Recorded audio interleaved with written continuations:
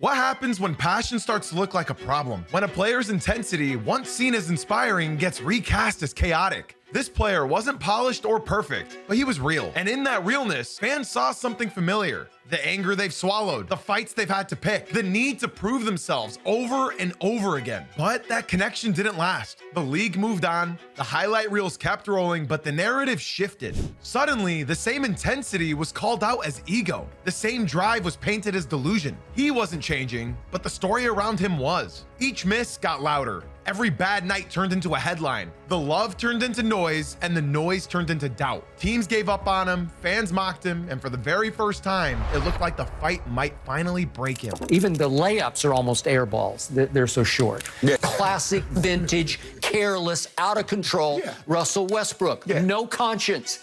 He didn't beg for a fresh start or reshape himself to fit the league's comfort zone. He stayed true to the only thing that ever made him dangerous, being unapologetically himself. While the world moved on, traded him, benched him, and even laughed at his fall, he kept showing up with the same energy that once shook arenas. He didn't adapt to survive. He made survival bow down to him. Now this man plays with nothing to prove and everything to remind you of. Not because the league let him back in, but because it failed to erase him. His name is none other than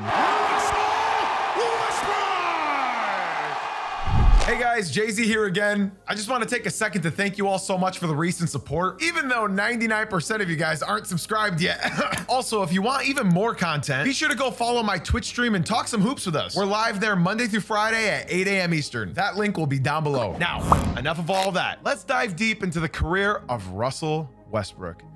What's the first thing you think of when you hear the name Russell Westbrook? If it's not the triple doubles, it's probably his MVP. Wait, you didn't say either of those things? You said Westbrook? No, don't disrespect my name. That's right. Russell Westbrook's career might be one of the most confusing in NBA history. He went from an explosive young star to a league MVP to being labeled a bench warmer and a team cancer. Then somehow he clawed his way back into being one of the most respected veterans in the league. Westbrook gets around it. Blocked by Westbrook. Saved by Westbrook.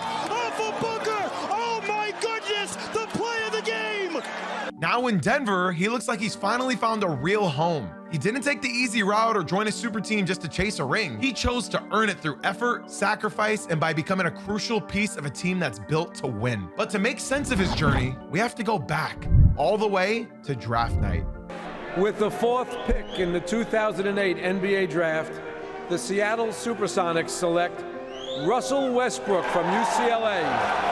The 2008 NBA Draft wasn't supposed to be about Russell Westbrook. All the attention was on Derrick Rose and Michael Beasley. So when the Seattle Supersonics used the 4th pick on the raw guard out of UCLA, the reaction wasn't excitement. It was more so confusion. Westbrook was explosive, sure, but he wasn't a true point guard like Steve Nash or CP3. His handles were shaky, his jumper was inconsistent, and he didn't even run the offense in college. Most draft projections had him going in the late lottery, not top 5. The analysts called it a reach, and the fans wanted a safer pick like Brook Lopez or even Eric Gordon. Some believed the Sonics gambled on athleticism and ignored fit, but they didn't quite understand what they were getting. By the time the franchise moved to Oklahoma City, it didn't matter. Westbrook showed up with an edge that couldn't be measured in scouting reports. He didn't ease into the league. Instead, he attacked it. He played every possession like it was personal, and every mistake only seemed to fuel him more. He was violent, relentless, and unpredictable. OKC had lightning in a bottle. Get it? Kevin Durant was already a rising star, and James Harden would soon join the picture. But for now, it was Westbrook who gave the team its heartbeat. He wasn't the safe draft pick, but he was the right one. Westbrook put up 15 points, 5 assists, and 5 rebounds per game as a rookie. He also played all 82 games. The Thunder may have struggled finishing the year at 23 and 59, but this was only the start. The league had no idea what was forming in OKC. Now, quick reminder, this is a Westbrook career deep dive, not Durant. But if you want more KD, be sure to check out our last video where we dissected his perplexing career. The 2009-2010 season was when my Westbrook fandom officially took off. I begged my mom for his jersey, and my first pair of basketball shoes were those light blue and orange hyper dunks that he made look unstoppable. In his second year, Russell Westbrook took a major step forward. He was showing real growth as a playmaker, and his confidence was rising as he started to take more control of the offense. The Thunder went from 23 wins to 50, finishing with a 50-32 record and making the playoffs for the first time since moving to Oklahoma City. He and Kevin Durant started forming one of the most exciting duos duos in the league. Still, there were flaws. There were real concerns about whether or not he could run an offense at a high level. His shot selection and decision-making were still being questioned by analysts and fans alike. When the playoffs came, he answered some of those doubts. In a first-round matchup against the defending champion Lakers, Westbrook averaged 26-6. The Thunder pushed the series to 6 games, but ultimately fell to the Kobe-led Lakers. However, one thing was for sure, Russ didn't back down from the moment. He wasn't just an athlete anymore. He was starting to look like a star in the making. That playoff run against the Lakers was the moment that everything started to click for me. I wasn't just a fan of his jersey or the shoes anymore. I saw a player who didn't care who was in front of him. He went at the defending champs like he belonged there, even if the world said otherwise. Westbrook played with his raw emotion that felt personal, like every bucket was a message. I remember watching those games thinking, this guy is not backing down from Kobe, from the moment, from anything. He wasn't polished, he wasn't perfect, but you just couldn't ignore him. And from that point on, I didn't. The 2010-2011 season was the turning point. Westbrook went from potential star to certified all-star. He played with more control, more confidence, and still brought the same chaos that made him impossible to guard. At this point, it was clear that he didn't want to be anyone's sidekick. He wanted to be the guy. The Thunder also took another step forward. With Durant, Harden, and Ibaka in the mix, the team wasn't just exciting anymore. They were dangerous. But with success came tension. Westbrook's shot selection became a constant topic. There were nights where he looked unstoppable and others where it felt like he was playing against his own team. The media started to ask real questions. Was Russ helping them or hurting them? In the playoffs, the Thunder got their first real taste of postseason success. They beat the Melo-led Nuggets in the first round and then survived a brutal 7-game series against the grit and grind Grizzlies in the second. Russ had moments of brilliance, dropping huge performances in tight games, but also had stretches where he played out of control. Westbrook just shoves Terry. What is he thinking? The Thunder ended up reaching the conference finals for the very first time, but they fell short to a veteran Dallas squad led by my favorite player of all time, the 7-foot Schnitzel. That loss hurt, but it didn't feel like the end. It felt like the warning shot. The 2011-2012 season was short, but it also changed everything. The NBA lockout cut the regular season down to 66 games, but the Thunder wasted no time making their presence felt. Durant was at his peak, Harden was coming into his own, and Westbrook was explosive as ever. Oh, there are no words for how nasty these two all-stars can be. The chemistry was raw, emotional, and unpredictable, but somehow it worked. He attacked every game with the same chaos and speed, and while the questions about his decision-making never fully went away, the results spoke louder. He wasn't just a sidekick, he was the engine. The Thunder tore through the regular season and entered the playoffs as one of the top teams in the West. They got their sweet revenge and swept Dallas in the first round, took down Kobe and the Lakers in 5, and then knocked off the Spurs in 6 games after being down 2-0. That series was the turning point. OKC had gone from the fun and dangerous team to fully legitimate. Then came the NBA Finals, a series that I will never forget.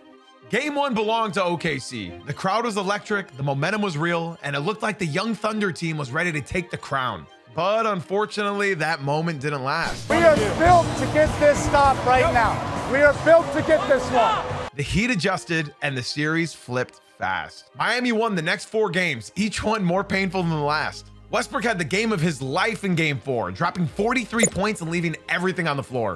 But one late mistake in the final minutes overshadowed the performance and fed into the same old criticism: too reckless, too wild, and too emotional. Miami's big 3 outclassed the Thunder's young core when it mattered the most. The Thunder may have had talent, but the Heat had experience, poise, and LeBron James at his peak. The Thunder didn't just lose the series, they got humbled. They were talented enough to get there, but not disciplined enough to finish. And before they could regroup, the front office made a decision that changed everything. The finals loss was supposed to be the beginning, a young, hungry team that got the taste of the biggest stage and would only come back stronger. But that future got ripped apart before it ever had a chance. Just days before the start of the next season, James Harden was traded to Houston. Contract negotiations fell apart and OKC chose to prioritize flexibility over chemistry. The core that looked destined to dominate for years was gone. For Westbrook, this was more than just a roster change. Harden had been his safety valve, someone who could take the pressure off for when things got wild. Now the weight of the offense had shifted even more on Russ. Some said it was his time to shine. Others said it would expose him. Going into the 2012-2013 season, he responded with force. Westbrook played all 82 games and put up the best all-around numbers of his career to that point. The Thunder still finished at the top of the Western Conference, and alongside Durant, they looked poised for another deep run. But the playoffs had other plans.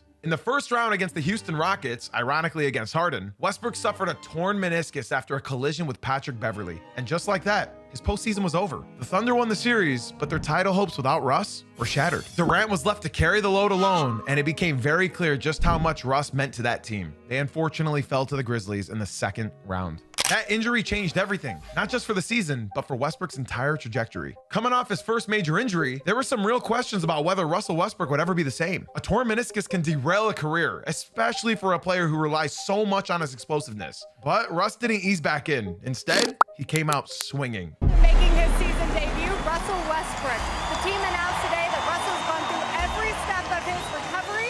He may have missed a chunk that season due to a second surgery, but when he played, he looked just as fast, just as aggressive, and just as fearless. His efficiency also improved, and his playmaking was even sharper. He wasn't just trying to prove that he was healthy, he was trying to remind everyone that he never left. This guy's unbelievable. He is so fun to watch. Durant went on to win MVP that year, putting together one of the best seasons of his career. But Westbrook was right there in the moments that mattered. In the playoffs, he dominated. He even dropped a 40-point triple-double against the Clippers in a must-win game. The Thunder made it back to the conference finals, this time against the San Antonio Spurs. Three-pointer, here's Westbrook. It was a back-and-forth series, but OKC ultimately fell in 6. Westbrook's performance silenced a lot of his doubts. He wasn't just back. He was better. This was the year that people stopped questioning if he could return to form. The conversation started to shift on how far he could take things on his own. Now, unfortunately, the 2014-15 season flipped everything. With Durant out for most of the year, Westbrook took over. This wasn't about sharing the spotlight anymore. It was his team. He missed a few games early with a hand injury, but once he returned, he went on an absolute tear. Beautiful split by Westbrook. Oh, what a play.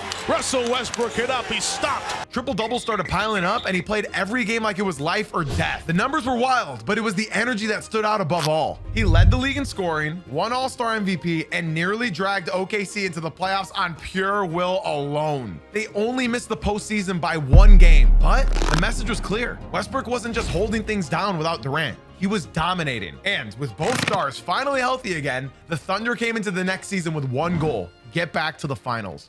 Westbrook and Durant were entering their prime, and the clock was ticking. The chemistry wasn't always perfect, but their talent was undeniable. Westbrook played with even more control and purpose. He was still explosive, but his game was evolving. Westbrook sidestep. Oh, lays it in. The triple-doubles were still there, but now they came with more poise. He wasn't just attacking recklessly. He was running the offense with real command. The Thunder finished near the top of the West and entered the playoffs locked in. They handled the Mavericks in 5, then took down the 67 Spurs in 6. Suddenly, OKC was back in the conference finals, this time facing the record-breaking 73-win Warriors. They went up 3-1, and then everything fell apart. Westbrook was electric early in the series, but as the Warriors made their comeback, the turnovers piled up, the pace got frantic, and the control slipped. OKC blew the 3-1 lead and lost in 7. It was devastating. That loss didn't just end their season. It ended an era, because what happened next would change the league forever. It's the weakest move I've ever seen from a superstar. Some of these shots he's taking at, obviously, Russell Westbrook and Oklahoma City Thunder, I thought was really unnecessary. Kevin Durant abandoned Oklahoma City to join the Warriors, the same team that had just come back and knocked them out. For Westbrook, it wasn't just a teammate leaving, it was a betrayal. Now, he didn't say much, no dramatic interviews, no cryptic tweets. He just showed up, locked in, and turned the entire season into a statement. Every game felt personal. He attacked the rim like it had insulted him. The triple-doubles weren't just back, they became the norm. Westbrook offering another triple-double. Get used to that. Westbrook making history, the first player to record a triple-double without missing a single shot. He was chasing history and didn't care who knew. By the end of the season, he averaged a triple-double and became the first ever player to do so since Big O. But this wasn't just about numbers. It was about emotion, effort, and revenge. The Thunder weren't a contender, but Westbrook dragged them into the playoffs through sheer will. He won MVP, and it wasn't even close. The season felt like a one-man war against everything. The media, the critics. Westbrook didn't just survive, he erupted. Watching Westbrook that year didn't feel like just watching basketball. It felt like watching someone fight off the world with nothing but pride and pure rage. I remember tuning in every night, not even caring about wins or losses. I just wanted to see what he would do next. The buzzer beaters, the triple doubles, the raw emotion. He played like every possession was payback. For Durant leaving, for people calling him a selfish stat chaser, and for being written off. When he hit that game winner in Denver to break the triple-double record, I sat there in shock. Not because he did it, but because it felt like he had to. Like it was his only way he could survive the weight of everything that had been taken from him. That season was bigger than numbers. It was a statement for him and for anyone who's ever been left behind but refused to back down. I'm speechless. All I can say is, why not? 42 triple-doubles on the season, and he ends the ball game like that? I feel like I was just spitting fire during that entire segment. I hope you enjoyed that as much as I did. After his MVP season, the front office made a move. They brought in Paul George and Carmelo Anthony, hoping to give Westbrook the support he needed to make another deep run. On paper, it looked like a powerhouse. 3 stars, 1 mission, compete now. But from the jump, the fit was off. Westbrook still played with the same intensity, but the ball movement was clunky, the chemistry was shaky, and the roles were never clearly defined. Some nights they looked unstoppable, but others completely disconnected. Westbrook still averaged another triple-double and played with the same edge, but this time the magic didn't feel the same. Paul George was solid, but not quite the second star many hoped he'd be. Carmelo struggled to adjust and never fully bought into a smaller role. And in the playoffs, things fell apart. OKC got bounced in the first round by the Jazz. Rookie Donovan Mitchell stole the spotlight, and Westbrook's aggressive play turned into a double-edged sword. He went down swinging, but it wasn't enough. The Thunder were out in 6 games. That season was supposed to be redemption. Instead, it raised new questions, not about Westbrook's talent, but about whether his style could ever lead to real postseason success. OKC ran it back with Paul George and Westbrook, this time without Carmelo. The hope was that with a full season of chemistry, things would finally click. And for a while, they did. Paul George had the best year of his career, finishing top 3 in MVP voting. But PG is a whole nother story. He became the primary scorer while Westbrook shifted into more of a playmaking role. He averaged a triple-double for the 3rd straight season, but this time it felt different. He wasn't chasing numbers, he was chasing wins. At one point, the Thunder looked like a real threat, but late in the year, everything started to slip. George dealt with a shoulder injury and the team lost its rhythm at the worst possible time. In the first round, they faced Portland. The matchup was intense, emotions were high, the stakes felt bigger than just basketball. Then came the ending. Lillard, long range 3, and it's good! At the buzzer! Damian Lillard! Are you kidding me? It wasn't just a loss. It was the kind that leaves a mark, the kind that closes a chapter. Very disappointing. Paul George was gone, and just days later, the unthinkable happened. On SportsCenter, the NBA stealing all the headlines again. Our man Adrian Wojnarowski reporting Russell Westbrook on his way to Houston. Difficult. I kind of feel bad for Russ because he keeps trying to marry these guys and they divorce him after a short period of time. Skip. I feel bad for him, and it's hard to look at this and say this is not an indictment on his playing style. James Harden reuniting with Russell Westbrook makes them incredibly formidable. The Thunder traded Russell Westbrook, the player who gave that franchise its identity, the one who stayed when everyone else left, the one who never ran from the storm. He was the storm. This didn't just feel like a trade. It felt like a goodbye to everything OKC had built. The passion, the chaos, the loyalty. All of it walked out the door with Westbrook. And just like that, the era was over. Not with a parade, not with a banner. Instead, with silence.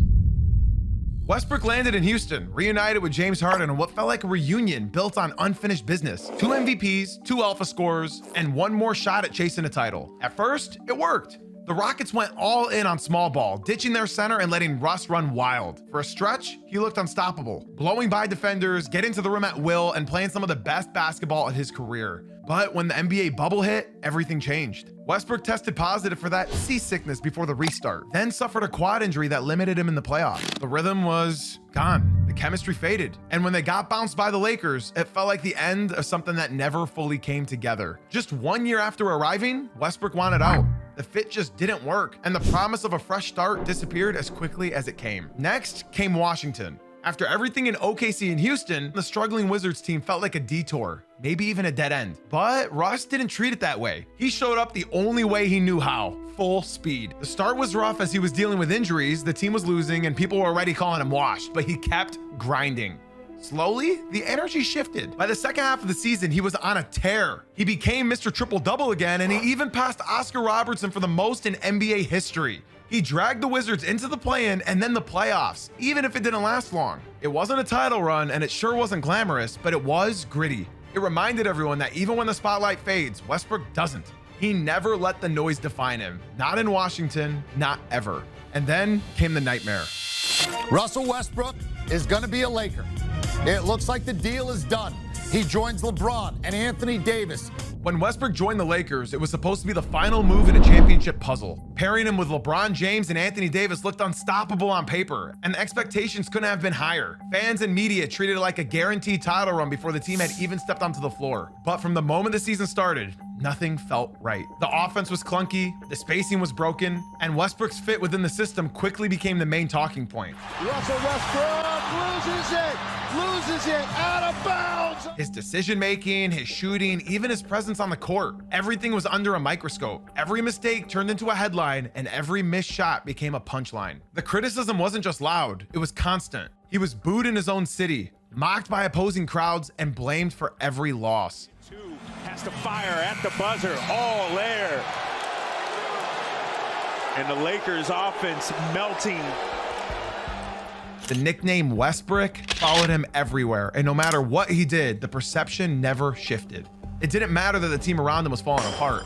In the eyes of many, Westbrook was the reason it was failing. I don't even want to bring my kids to the game because I don't want them to hear people calling their dad nicknames and out of their names for no reason because he's playing the game that he loves. Though, through it all, he stayed composed. He didn't lash out publicly. He didn't beg for sympathy. He kept playing hard, showing up every night with the same intensity that got him to this point, even when it was clear that the organization had moved on. Eventually, the Lakers made it official. They shipped him off in a trade deadline deal that felt less like a basketball move and more like a breakup. No thank you, no tribute, just a quiet exit from a situation that had never really embraced him. It's time for the Lakers to move him. They have taken all his joy out of life in basketball. For most players, this would have been the end. But for Westbrook, it was the spark that lit something new. After the Lakers, no one knew what to expect. His name had been dragged through the mud, his reputation questioned, and his role in the modern NBA left uncertain. But when the Clippers gave him a chance, something changed. It wasn't about being the star anymore. It was about being valuable, being trusted, being respected again. Back and forth we go. Lob to Westbrook, back to Plumlee. Oh, my goodness, what a play! From the moment he stepped into that locker room, it felt different. Kawhi Leonard and Paul George welcomed him, and the Clippers didn't ask him to change. They didn't try to mold him into something that he wasn't. They let him play his game, aggressive, emotional, and fearless. But this time, within a role that actually fit what the team needed. He wasn't the first option. Hell, he wasn't even the second. But when the Clippers needed energy, pace, or leadership, he gave them all of it. He played with control, he made winning plays, and when the playoffs came, he delivered. Even without the stars healthy around him, Westbrook stepped up and reminded everyone why he had once been the most electrifying players in the league. For the first time in years, he looked at peace with where he was. Westbrook had his shoe pop off. Finally passes it. Now he's going shoeless. It's shoeless Russell Westbrook. Go ahead, Russ. Who needs shoes? He wasn't chasing validation anymore. What he brought to the floor had an impact, and for the first time in a long time, it had real purpose. And he had a team that finally appreciated everything he brought to the game. After everything he had been through, the trades, the criticism, the constant noise, Westbrook landed in Denver. At this point in his career, he was no longer expected to be the star, but he didn't come from the spotlight. He came to win. He was not promised a starting role or a system built around him. What he found instead was something far more meaningful: trust. The coaching staff believed in his energy, his teammates respected what he brought, and the fans welcomed him with open arms. They saw his effort, they saw the leadership, and they saw a veteran who still played every possession like it mattered. In a city that values toughness and heart, Westbrook fit in immediately. He brought life to the second unit, kept the pace high, and made the small plays that often go unnoticed. This time, it wasn't about just chasing triple doubles. It wasn't about proving anything to the critics. It was about impact, and Denver appreciated every bit of it. Russ is one of the most talented basketball players that has ever played the game of basketball. And quite frankly, he's been great for us all year long. He finally found a team that let him be himself, not as the face of the franchise, but as a key piece of something bigger. After years of being doubted, blamed, and overlooked, Westbrook found a new home. And this time, it felt like the one he was meant for. Russell Westbrook's story isn't just about basketball. It's about what you do when the world turns its back on you. When people stop believing in you. When your name becomes the punchline, your efforts get ignored, and everything you once stood on suddenly falls out from under you. There was a time when he stood at the top of the league, an MVP, an all-star, the face of a franchise. But that kind of spotlight never lasts forever. The league kept moving, the media shifted its focus, and even some fans turned their backs. One trade turned into another. Praise turned into blame. And he went from leading teams to sitting on benches, from being celebrated to being ridiculed. The same passion that once made him unstoppable was now used as ammunition against him. But here's the truth. Not everyone is built to survive that. Most people break when the praise stops. Most people give in when the love disappears. But Westbrook didn't. He kept showing up. He kept doing the work. He stayed true to who he was, even when it costed him the spotlight. His story isn't about legacy or trophies. It's about identity. It's about refusing to let the world redefine you. It's about standing tall in the face of rejection and saying, I'm still here. And maybe that's what we take from all of this, that you don't need a perfect run. You don't need constant approval. You just need the will to keep going, to keep showing up, even when you're bruised, even when you're written off, even when no one's clapping anymore. No matter how hard he fell, he got back up. That was the story all along. Not the rise, not the fall, but the refusal to stay down, the strength to stand when nobody else believed, the courage to keep showing up when the world moved on. He never changed to survive. He survived by never changing. The fire, the flaws, the edge, they were never weaknesses. They were his anchor. And even when they stopped cheering, even when they turned their backs, he never let go of who he was. He embraced it. Brody fell harder than most ever rise. And every time he stood back up, he brought the same fire, the same edge, and the same answer. Why not? Mr. Why not? Why not? Why not? If you enjoyed the video, be sure to leave a like and subscribe for more. Thanks for watching, and I'll see you in the next one.